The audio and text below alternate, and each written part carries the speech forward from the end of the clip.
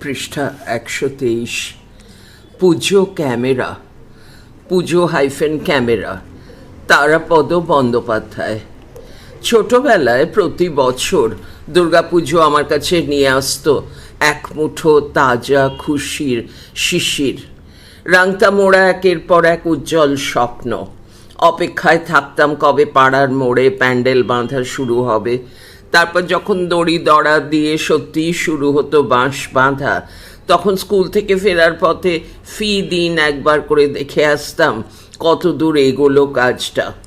অধৈর্য হয়ে ক্যালেন্ডারে দিন গুনতাম মহালয়ার জন্য, কারণ মহালয়া মানেই যে পুজো। মহালয়ার ভোররাত থেকেই মনের মধ্যে প্রচণ্ড পুলক। মন্দ্র কণ্ঠে বীরেন্দ্রকৃষ্ণ ভদ্র চণ্ডীপাঠ, আর সেই সঙ্গে তখনকার দিনের তাবড় তাবড় সঙ্গীত শিল্পীদের গান। দ্বিজেন মুখোপাধ্যায়, উৎপলা সেন, সতীনাথ মুখোপাধ্যায়, সুমিতা সেন, সুপ্রীতি ঘোষ, কে না ছিলেন সেই তালিকায়। আজও ওদের গান কানে বাজে। মনে আছে বাবা ক্রিস্টাল সেটে হেডফোন লাগিয়ে একা একা গান শুনতেন। দেখা দেখি আমারও খুব লোভ হলো ওরকমভাবে গান শোনার। পরের বছর যাতে ক্রিস্টাল সেটে গান শুনতে পারি, ভেতরে ভেতরে তার মহড়া শুরু করে দিলাম। এক বন্ধুর সহযোগিতায় ওয়েলিংটন স্কোয়ারের বিধান রায়ের বাড়ির পিছনের গলি থেকে কয়েল, ব্যাটারি, দ্বিতীয় বিশ্বযুদ্ধে ব্যবহৃত ভাঙা ওয়্যারলেস ইত্যাদি প্রয়োজনীয় নানা যন্ত্রপাতি কিনে আনলাম। তারপর সেগুলো কাঠের বোর্ডে ফিট করে হোমিওপ্যাথি ওষুধের বাক্সে সেট করার পালা। এই প্রজন্মের অনেকেই জানে না যে ক্রিস্টাল সেটে রেডিও শোনার জন্য ছাদে বিরাট লম্বা এরিয়াল টাঙাতে হতো। আমিও টাঙিয়েছিলাম। পাইকপাড়ার মাঠে রেডিও ব্রডকাস্টিংয়ের জন্য ট্রান্সমিটার টাওয়ার ছিল 3টে, অর্থাৎ 3টে ওয়েভ লেন্থ ABC। টাওয়ারের কাছাকাছি ক্রিস্টাল সেট নিয়ে গেলে আর সরু 1 গজ তার হাতে থাকলে রেডিও শোনা যেত বেশ জোরে। কিন্তু আমার পরীক্ষা নিরীক্ষার বিষয় ছিল কি করে হেডফোন ছাড়া স্পিকারে ক্রিস্টাল রেডিও শোনা যায় তা নিয়ে। পিস্তুত দাদার মুখে শুনলাম যে ওদের বাড়ির পাশে বেলঘরিয়ায় এক ভদ্রলোক ক্রিস্টাল সেটে স্পিকার সহ রেডিও বাজাতে সক্ষম হয়েছেন। শুনে আমার তো উত্তেজনার শেষ নেই। দাদাকে ভজিয়ে ভাজিয়ে হাজির হলাম ওই ভদ্রলোকের বাড়ি। কয়েল, ব্যাটারি ছাড়া আর কী সব লাগবে শুনে এলাম। খেয়াল ছিল বাড়িতে জ্যাঠামশাইয়ের একটা ভাঙা ভাল্ভ রেডিও সেট ছিল। ওটা স্পিকারটা গোপনে সরানোর ফোন দিয়ে আঁটলাম। স্পিকারটা খুবই অদ্ভুত। প্রায় 12 ইঞ্চি ব্যাসের গোল ও মোটা কাগজ তাতে ব্যবহৃত হতো। সেই কাগজ আবার বিদেশে তৈরি। ভেতরে একটা তড়িৎ চুম্বকের ওপর সরু তার দিয়ে কাগজটা ঠোঙার মতো করে আটকানো থাকতো। এবার ওই চুম্বকের তারের সঙ্গে ক্রিস্টাল সেটের তার গুঁজে দিতেই দেখলাম হেডফোন আর লাগছে না, স্পিকারেই রেডিও শোনা যাচ্ছে। কিন্তু শব্দ খুব মৃদু, ক্ষীণ। তাতে অবশ্য আনন্দে তেমন ভাটা পড়েনি। সৃষ্টি সুখের উল্লাসে মগ্ন আমি পরের বার মহালয়ার কানের সঙ্গে রেডিওটা প্রাণপণ চেপে ধরে গান শুনেছিলাম। পরে আরও নিরুপদ্রবে রেডিও শোনার জন্য ঘরের দরজা জানলা বন্ধ করে দিয়েছি। মোদ্দা কথা, দুর্গাপুজো উপলক্ষেই আমি শখের ইঞ্জিনিয়ারিং করতে পেরেছিলাম। পৃষ্ঠা ১২৪। খ। আমার বাবা ছিলেন খুব সাত্ত্বিক গোছের মানুষ। নিয়মিত পুজো আচ্চা চণ্ডীপাঠ করতেন এবং প্রতি বছর মহালয়ার দিন যেতেন গঙ্গায় তর্পণ করতে। একটু বড় হওয়ার পর গামছা ও তেলের শিশি নিয়ে আমরাও যেতাম বাবার পিছু পিছু। আমরা মানে আমি এবং ভাই। বুঝতেই পারছেন তর্পণে আমাদের মোটেই আগ্রহ ছিল না। উদ্দেশ্যটা গঙ্গায় সাঁতার কাটা শেখা। বাবা করতেন কি, জলের নিচ থেকে বুকের কাছে আমাদের শরীরটাকে তুলে ধরতেন, আর আমরা এলোপাথারি হাত পা ছুঁড়ে চেষ্টা করতাম সাঁতার শেখার। এভাবে শিখেও গেলাম একদিন। পরে স্রোতের বিরুদ্ধে সাঁতার কেটে গঙ্গা পারাপার করেছি। এখন ভাবি ভাগ্যিস মহালয় পিতৃপুরুষের উদ্দেশ্যে তর্পণ করার ব্রতটা আছে, নইলে কে জানে সাঁতার কাটা হয়তো শিখতেই পারতাম না, বা পারলেও সাঁতরে গঙ্গা পেরোনোটা হয়তো হয়েই উঠত না কোনো দিন। গ, চতুর্থী থেকেই শুরু হয়ে যেত আমার পুজোর আনন্দ। পড়াশোনা প্রায় লাটে উঠে যাওয়ার জোগাড়। বাবা সেজন্য বকাবকি করতেন, বলতেন ষষ্ঠী আসেনি, এখনই লেখাপড়া শিখিয়ে তোলার মানে কি? যুক্তি দিয়ে কিছুই বলতে পারতাম না, আবার বিশেষ গ্রাহ্যের মধ্যেও আনতাম না সেই সব সদুপদেশ। মনটা সারাক্ষণ আনচান আনচান করত। সুযোগ পেলেই এক ছুটে গিয়ে দেখে আসতাম ঠাকুর প্যান্ডেলে এসেছে কিনা। রাতে ঘুমের ঘোরে স্বপ্ন দেখতুম অষ্টমীর পুজো হচ্ছে, বিরাট শোরগোল, ঢাকের বোল, সন্ধ্যারতি, ধুনুচি নাচ, আরও কত কি।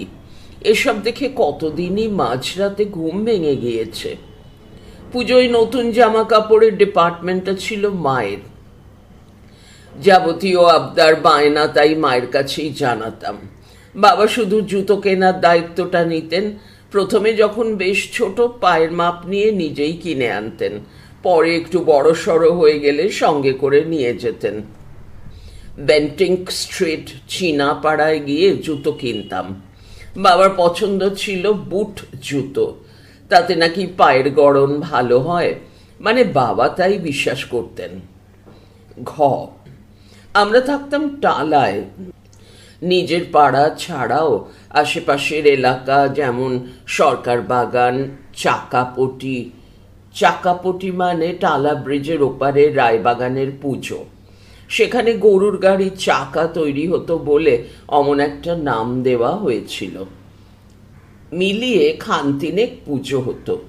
প্রত্যেক পাড়ার ঠাকুর এসে গেলে আমাদের মধ্যে জোর জল্পনা কল্পনা চলতো যে কোন ঠাকুর সবচেয়ে ভালো হয়েছে। ভালো মানে শুধুই উচ্চতা। আমরা মনে করতুম যে ঠাকুর সবচেয়ে উঁচু সেটাই সেরা। ঠাকুরের মুখশ্রী, সাজ পোশাক, মণ্ডপসজ্জা, আবহ এসবও দ্রষ্টব্য বা বিচার্য হতে পারে, আমাদের সে বোধ ছিল না। দুর্গাপুজোর কিছু কিছু অভিজ্ঞতা চিরকালীন, সর্বজনীন। যেমন তার একটা হলো, ইস, পুজোর 4টে দিন কি করে কোথায় যে কেটে গেল বুঝতেই পারলাম না, এই আফসোস বোধ। আমাদেরও সেটা হয়েছে। আসলে পুজোর কটা দিন এমন হুল্লোড়ে মেতে থাকতাম, দিন রাতের হুঁশ থাকতো না। সম্বিত ফিরত বিজয়া দশমীতে, তখন মনে হতো যা যা সব শেষ হয়ে গেল। দশমীর দিন পরস্পরের সঙ্গে প্রীতি বিনিময় নিয়মটা আমার এখনো খুব ভালো লাগে। সমবয়সীদের সঙ্গে কোলাকুলি, বড়দের পায়ে হাত দিয়ে প্রণাম বা ছোটদের মাথায় হাত রেখে বড়দের স্নেহাশিস, সবই দৃশ্য হিসেবে সুন্দর, চেতনার আয়নায় অত্যন্ত তৃপ্তিদায়ক। বাঙালি সনাতন সংস্কৃতির একটা ছাপ প্রতি পদে ফুটে ওঠে বিজয়ার দিনে। তবে এখন তো কলকাতায় কয়েকটি বনেদি বাড়ির পুজো ছাড়া অন্য কোথাও দশমীতে সৌজন্য বিনিময়ের দৃশ্য তেমন দেখা যায় না, বা দেখা গেলেও আন্তরিকতার পরশটা তেমন উপলব্ধি হয় না। অন্তত আমার তাই মনে হয়। পৃষ্ঠা 125, এই পৃষ্ঠার আগে আলোকচিত্র আছে, সেটি আমি পড়া শেষে বলে দেব। মূল পাঠ। আমার ছোটবেলার দুর্গাপুজোর অন্যতম স্মরণীয় চরিত্র কার্তিক। অল্প বয়সে বাবাকে হারায়, কর্পোরেশনের স্কুলে কদিন পড়েও ছিল, তারপর ছেড়ে দেয়। দারিদ্র্যর পিছনে ছায়ার মতো লেপ্টে থাকতো সব সময়।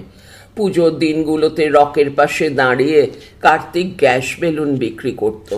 শুনতাম যে টাকা উঠত বেলুন বেচে, তাই দিয়ে ও নাকি ভাই বোনদের জামা কাপড় কিনে দিত পুজোর পরে। এখনো মনে আছে ওর বয়সী বা ওর চেয়ে ছোটরা বেলুন কিনে যখন মজা করত, কার্তিক ওদের দিকে কেমন একটা চোখে তখন তাকিয়ে থাকতো যেন। হয়তো অন্যের আনন্দের মধ্যে নিজের আনন্দকে খোঁজার চেষ্টা করত, বা ও বুঝতেই পেরেছিল ওর জীবনে এরকম ঝলমলে আনন্দের দিন আর কখনো আসবে না, বা হয়তো এসব কিছুই না। কার্তিকে তাকানোর ধরনের ভেতরে হয়তো কোনো অসঙ্গতি ছিল না, আমিও হয়তো অন্যভাবে দেখেছি। যাই হোক, আমার ছেলেবেলার দুর্গাপুজো কার্তিক ছাড়া অসম্পূর্ণ। এরপর একদিন বড় হয়ে গেলাম, অনেকটাই পাল্টে গেল দুর্গাপুজোর আনন্দের ধরনটা। আশেপাশে 2-3টে পাড়ার ঠাকুর দেখে আর সন্তুষ্টি আসতো না। বন্ধুরা সবাই দল বেঁধে চলে যেতাম উত্তর কলকাতার বিভিন্ন জায়গায়, আহিরিটোলা, কুমোরটুলি, বাগবাজার, দেশবন্ধু পার্ক, কখনো দক্ষিণের দিকে গোল পার্ক, কালীঘাট, ভবানীপুর। সন্ধ্যে থেকে প্রায় মাঝরাত অবধি চষে বেড়াতাম, বেশিরভাগটাই পায়ে হেঁটে হেঁটে। মাঝে সাঝে বাসে উঠলেও চেষ্টা করতাম টিকিট না কাটার, সেই বাঁচানো পয়সায় এটা সেটা খাওয়া হতো। আলুর দম, ঘুগনি কি চপ কাটলেট। ফুচকার তখনও তেমন চল ছিল না। আমার সবচেয়ে ফেভারিট ছিল ঘুগনি। মস্ত এনামেলের থালায় ঘুগনি অল্প আঁচে বুক বুক করে ফুটছে, থালার চারপাশে টমেটো, ধনেপাতা সাজানো, আধখানা করে কাটা পাতি লেবুও রয়েছে। দেখলেই লোভ খেলে যেত জিভের ডগায়। সুরুত করে মুখ টানতাম যাতে জামা কাপড়ে লাল ঝোল না পড়ে যায়।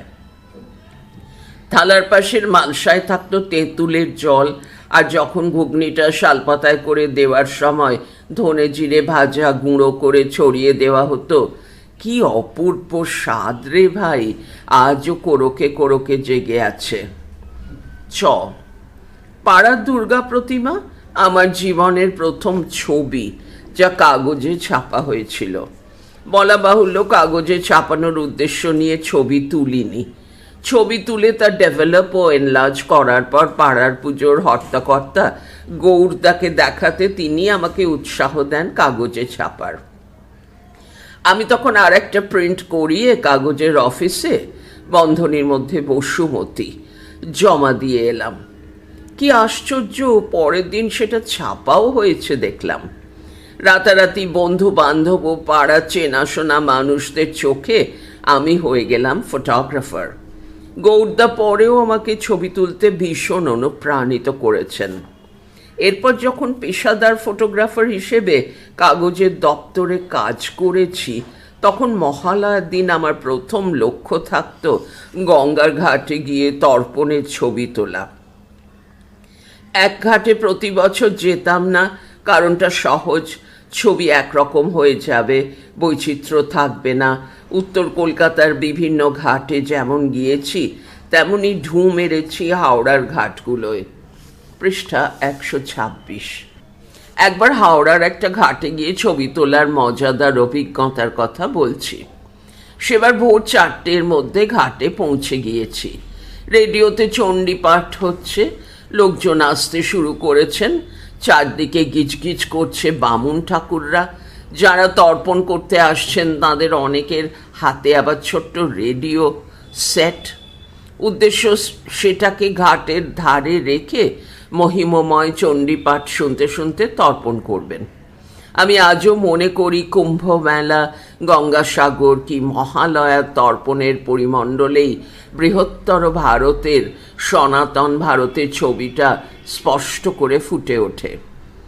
শপিং মল, মাল্টিপ্লেক্স, সুউচ্চ ফ্ল্যাট, দামি ল্যাপটপ, কেতাদুরস্ত গাড়ি, এসব নিয়ে ভারতের মধ্যে একটা নতুন ভারত লুকিয়ে আছে, তৈরি হচ্ছে।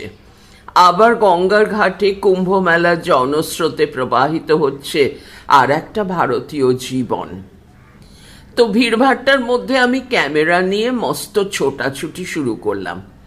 কোন দিকে ক্যামেরা নিয়ে দাঁড়ালে গঙ্গার বুকে সূর্যোদয় থেকে শুরু করে মানুষের তর্পণ দৃশ্য, অর্থাৎ পুরো পরিবেশটাকে ধরা যাবে। একবার মনে হচ্ছে এই অ্যাঙ্গেলটা ভালো, পরের বার মনে হচ্ছে দূর, এদিক থেকে কিচ্ছু হবে না, বরং ওই দিকের অ্যাঙ্গেল থেকে বেটার লুক পাওয়া যাবে। লোকজন সবাই অবাক, সবাই ভাবছিল এই ছেলেটা আবার কে রে, তর্পণ না করে ক্যামেরা নিয়ে মাস্তানি করছে। 2-1 জিজ্ঞেস অবধি করলো, কি দাদা, কি চাইছেন বলুন তো? এমনিতে ছবি তোলার সময় আমি লোকজনের অকারণ কৌতূহলগুলোকে মোটেই পাত্তা দিই না। আরে বাবা, সবাইকেই যদি জবাবদিহি করব তাহলে ছবিটা তুলব কখন? দ্বিতীয়ত, ছবি তোলা হচ্ছে দেখলেই মানুষের মধ্যে একটা কৃত্রিমতা চলে আসে। লোকজনের কাজকর্ম হাবভাবের মধ্যে সাবলীল ব্যাপারটা আমাদের ফটোগ্রাফারদের কথায় ক্যান্ডিড মোশন আর থাকে না। কিন্তু মহালয়ার দিন তর্পণের প্রাক্কালে গঙ্গার ঘাটের রূপটা অন্য। সেখানে মানুষের ধর্মবিশ্বাস জড়িয়ে থাকে। সুতরাং পাবলিকের যদি মনে হয় আমরা তর্পণ করছি আর এ বেটা খচখচ করে ছবি তুলে খামোখা ব্যাঘাত ঘটাচ্ছে, তাহলে ফটোগ্রাফারের কাজ পণ্ড। এই ধরনের পরিস্থিতি, মানে যেখানে ধর্মবোধ, আবহমানের রীতি পরম্পরা এসব পদে পদে বিরাজ করছে, সেই সব সিচুয়েশনে যিনি মাথা ঠান্ডা রেখে ছবি তুলে বেরিয়ে আসতে পারবেন, তিনিই সেরা ফটোগ্রাফার। পরিবেশের সঙ্গে সঙ্গে নিজের অ্যাটিটিউড বদলাতে পারার কায়দা একজন ফটোগ্রাফারকে শিখতে হয় আজীবন। আমি যখন দেখলুম লোকজন জানতে চাইছে আমি কি করতে চাই, তখন আর গোপন করলাম না। খোলাখুলি জানালাম, আমি কাগজের অফিস থেকে এসেছি, ছবি তুলব, আপনাদের তর্পণে ব্যাঘাত ঘটানো আমার উদ্দেশ্য নয়। আপনারা আপনাদের মতো পুজো টুজো করুন, আমি চুপচাপ কয়েকটা ছবি তুলেই চলে যাব। এরপর আর কেউ জিজ্ঞেস করেনি দাদা আপনার কি চাই। আমিও নির্বিঘ্নে ছবি তুলেছিলাম। সেই ছবি ছাপাও হয়েছিল আনন্দবাজার পত্রিকায়। একসময় উত্তর কলকাতার বিখ্যাত দাঁ বাড়িতে কামান দেগে শূন্যে বন্দুক থেকে গুলি ছুঁড়ে সন্ধি পুজো শুরু করার চল ছিল। বিভিন্ন বনেদি বাড়িতে ষষ্ঠীর দিন মহা আড়ম্বরে প্রতিমাকে সোনার নথ পরানো হতো। এরকম ইন্টারেস্টিং বিষয়ের খবর যখন যখন পেয়েছি ছুটে গিয়েছি। পুজো শুরুর আগে ঘন ঘন কুমোরটুলি ছুটতাম, এখনও যাই। দেখি কিভাবে ঠাকুর বানানো হচ্ছে, কিভাবে কাঠামোয় মাটি পড়ছে, কিভাবে রং শুকনো করা হচ্ছে। যত দেখি তত যেন বেশি বেশি ঘোর লেগে যায়। কত ছবি যে তুলেছি কুমোরটুলির ইয়ত্তা নেই, কিন্তু স্বাদ মেটেনি। একই কথা প্রযোজ্য দশমীর ভাসানের ক্ষেত্রে। বাবুঘাট থেকে টাকির ইছামতি থেকে বেনারস, ছবির টানে কোথায় কোথায় না গিয়েছি। সেরকম দু তিনটে অভিজ্ঞতার কথা লিখে ইতি টানব। একদা শোভাবাজার রাজবাড়ি ঠাকুর ভাসানের সময় দুটো নীলকণ্ঠ পাখি ওড়ানো হতো। একটা যখন প্রতিমা রাজবাড়ি থেকে বেরোচ্ছে, আর একটা যখন গঙ্গায় মাতৃ প্রতিমা বিসর্জিত হচ্ছে। এটা ছিল একটা রিচুয়াল বিশেষ। লোককথা অনুসারে এই নীলকণ্ঠ পাখি নাকি কৈলাসে উড়ে গিয়ে মহাদেবকে আগাম খবর দেয় যে মা ফিরে আসছেন বাপের বাড়ি থেকে, তোমরা সব রেডি হও মাকে বরণ করার জন্য। উফ, ভাবলেই গায়ে কাঁটা দেয়। পৃষ্ঠা 127। হতে পারে লোকবিশ্বাস, উপকথা, কিন্তু এখানে চিন্তা ও কল্পনার দৌড়টাও দেখার মতো।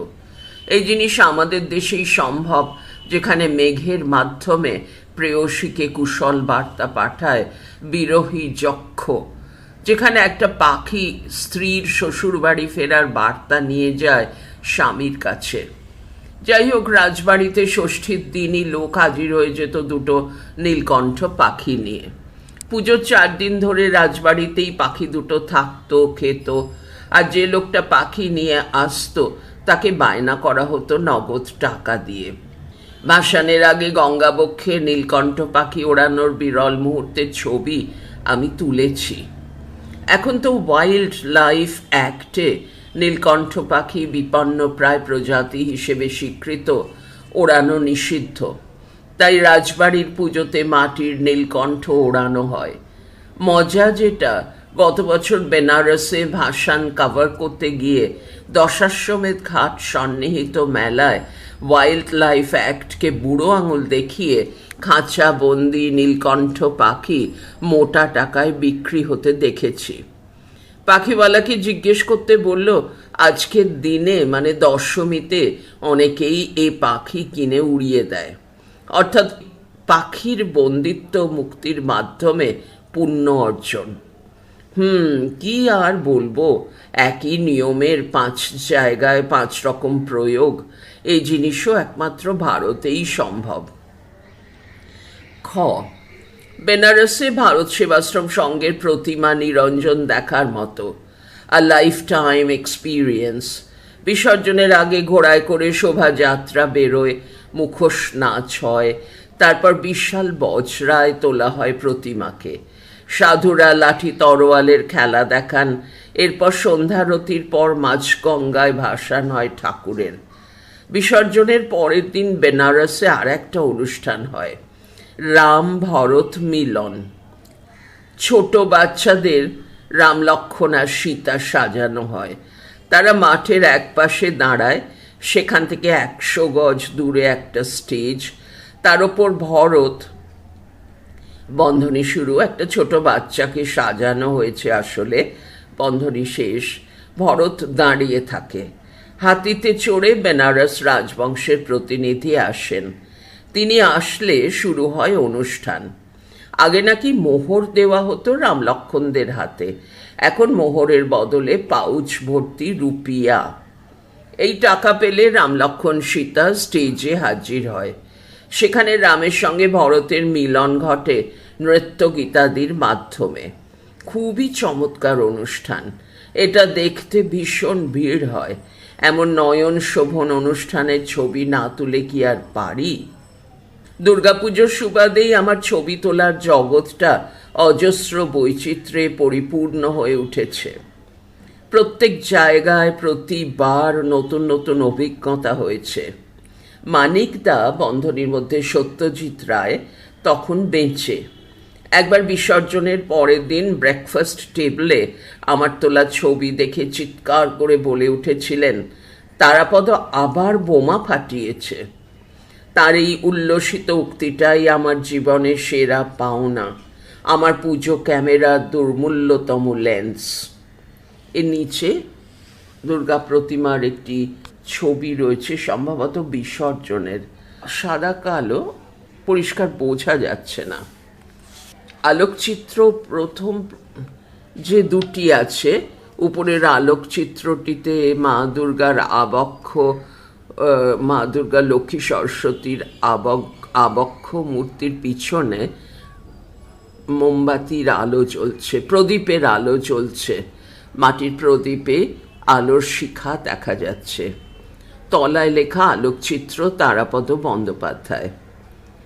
তার নিচে একটি ছবি রয়েছে, কোনো বনেদি বাড়িতে মহিলারা লালপা শাড়ি, নাকে নথ পরে বসে আছেন অনেকজন, আর তাঁদের হাতে জ্বলন্ত মাটির প্রদীপ রয়েছে, তারা হাত বাড়িয়ে আছেন সম্ভবত দুর্গা প্রতিমার দিকে।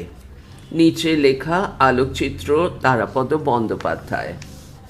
তার পরের পৃষ্ঠায় উপরে রয়েছে একদল ঢাকি পরপর দাঁড়িয়ে আছেন, তারা হলুদ রঙের ছাপা জামা পরেছেন, সামনে ঢাক দাঁড় করানো রয়েছে, হাতে তাদের ঢাক বাজানোর কাঠি আছে, নিচে লেখা আলোকচিত্র তারাপদ বন্দ্যোপাধ্যায়। তার নিচের ছবিতে বিসর্জন গঙ্গায় প্রতিমাকে ভাসানো হয়েছে, শুধু মুকুট এবং উপরের হাত দুটো ভেসে আছে, তলায় লেখা আলোকচিত্র তারাপদ বন্দ্যোপাধ্যায়। পড়া চলছে পরের ফাইলে, দুর্গা প্রতিমার সাথে আমার চলন, হিরণ মিত্র, পৃষ্ঠা 128।